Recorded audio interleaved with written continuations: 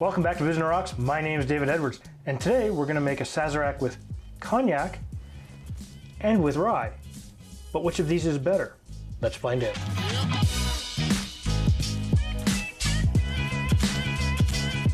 Alright, so let's get into this. The Sazerac was invented in 1850 by Anton Peychaud. Now, Peychaud was a pharmacist of the time in New Orleans. And a pharmacist then is much different than a pharmacist today. Today they just push pills that the doctor assigned. But a pharmacist then actually created all their fixatives, their tonics, their cure-alls, whatever could possibly ail you, right? They even made a few things that were probably more dangerous as cures than they were for the actual disease that they were trying to do.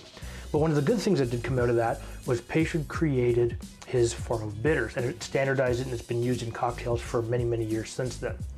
Now, the original Sazerac had cognac in it, but in 1865 there was a blight in Europe, and brandy and cognac became very, very hard to get. So what they did is they used the local whiskey coming down the Mississippi, which was a rye whiskey at that time. And you know what? It worked really, really good, and it is still used to this day. But one of the other hiccups that this cocktail had was absinthe. Now, absinthe is an anise flavored alcohol. It's usually a very high proof as well. So in 1912, absinthe was banned in the US, and it came back from being banned, I think, in 2002, if I remember correctly. So at that time, they would add whatever they could to make it give you that anise flavor. But you know what? There's two different versions of this cocktail, and I'm gonna make them both for you right now. So we're gonna start with the first one. So of course, the first thing we need is our glass. And what the recipes both have in common is they call for ½ an ounce of absinthe to rinse the glass. See, I don't want to waste it, so what I'm going to do is I'm going to use my little atomizer here, and I'm just going to give ourselves a nice little absinthe rinse on one glass, and now I'm going to put some ice in there. Ideally, you want your glass to be cold, so you're just gonna, let that sit for now. And the next thing, of course, I need is my mixing glass. So what we need is 1 sugar cube, and we need 3 dashes of Peychaud bitters.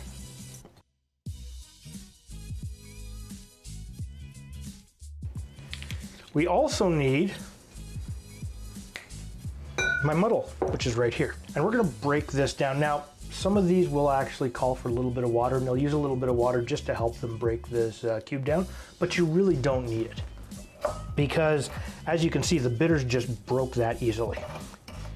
And all you wanna do is just make sure that goes down to a nice, fine paste. Now, you could use a simple syrup if you wanted, just to make your life easier, but you know what? They would have had sugar cubes then, so that's what I'm gonna use. We need also 2 ounces of cognac. And of course, I've got a Hennessy cognac here, and 2 ounces works out to 60 milliliters.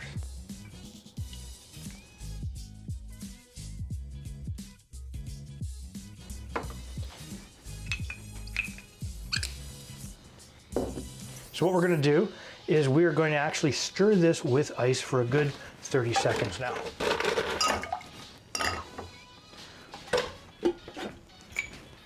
And I just spilled stuff all over the place. I apologize in advance. All right, look at that. Now what we're gonna do is we're gonna take our julep strainer. First thing we're gonna do is we're gonna take this ice and get rid of it, because you want your glass to be nice and cold. We're gonna pour in our cognac version.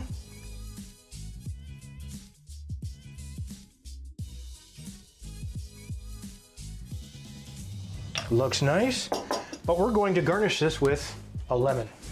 So what we're going to do is we're going to take a peel here, and you don't want too much of the pith. And what we're going to do is we're just going to give it a bit of an expressing in here, give it a little bit of a rub, and we'll put that one right there.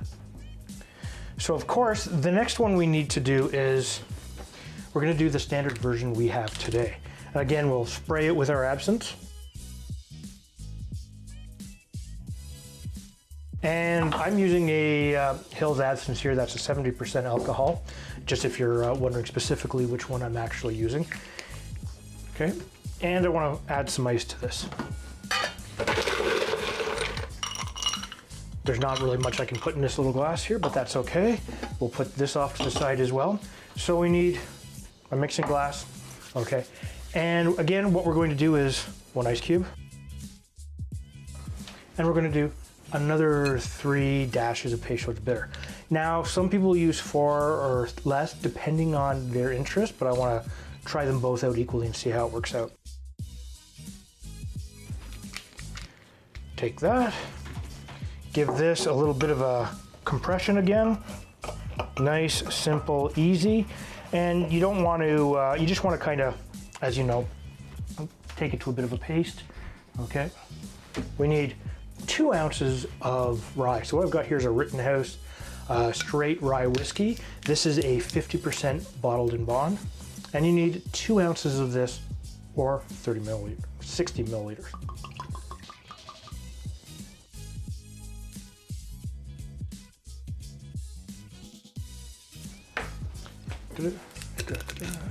And of course, last but not least, see that? I caught that. Last but not least, I need some ice. And what we'll do is we'll stir this again for another 20 to 30 seconds.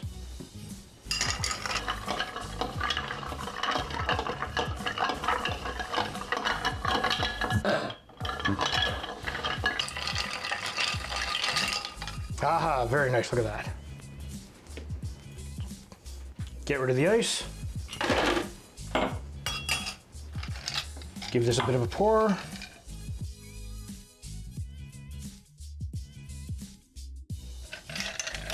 And of course, what we're going to do is we're going to garnish this with another lemon zest. Give this a bit of a sweep, move that around, give us some of the oils, and we'll put it in like that. There you go, we have 2 Sazeracs. But which is better, you tell me. Put your guess down in the description down below. All right, so what we'll do is I'll just jam that in there. And we'll try the one with cognac first. Smells good. I get a very little mild hint of the anise just coming off of the glass itself. I can smell a bit of the brandy. I can smell a little bit of the Peychauds, but not much, and I get a lot of lemons. Okay.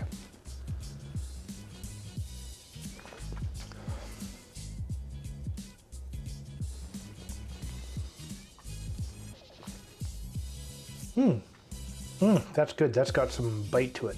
Oh yeah. The bitters and the brandy or cognac go really, really well together. I like this one. Let's try it with the rye. And again, you get the immediate waft of the lemon. You don't get much of the anise.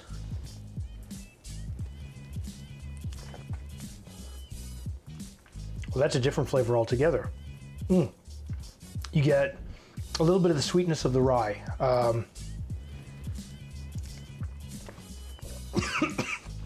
that went down the wrong tube. Oh, it's good. You can't tell from the fact that I'm choking to death here, but these are both 2 really good drinks. They're very similar, yet they're subtly different between the cognac and the rye. Now, tell me down in the comments below if you would change either of these liquors out, because you know what? How do you make your Sazerac? Now, interestingly enough, I have seen an actual combination in the recipe of both of them that have both the cognac and the rye whiskey in there, and that seems to be a more prevalent, for example, on liquor.com and I think Difford's Guide. Okay, but I've seen the rye whiskey done on Steve the Bartender, Educated Barfly, How to Drink, and a few other places, but I haven't really seen the cognac version one. And that's one of the reasons why I wanted to do this, because I wanted to see how it compared. You know what? They're both 2 great drinks. What I'm gonna do is I'm going to leave the ingredients and method for how to make both of these down in the description down below. If this is your first time to my channel, please hit the subscribe button and make sure you hit that bell notification. That way, every time I place a new video up, you will be notified. But if you don't like two great classic cocktails, hit the thumbs down button twice, and we'll see you next time.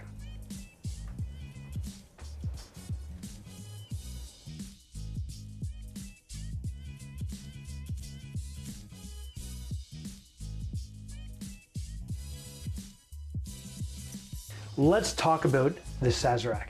Now, the Sazerac was invented in 1850 by Anton Peychaud. Now, Peychaud was a pharmacist.